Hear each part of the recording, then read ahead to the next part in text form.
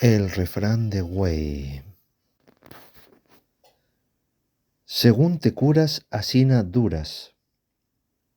O una variante, como te cures, dures.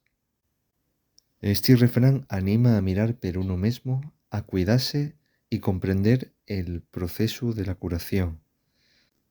Atendiendo a la conjugación verbal, podemos entenderlo tanto en presente de indicativo como en presente de subjuntivo. A diferencia del castellano, los verbos de la primera conjugación conjúguense de esta manera.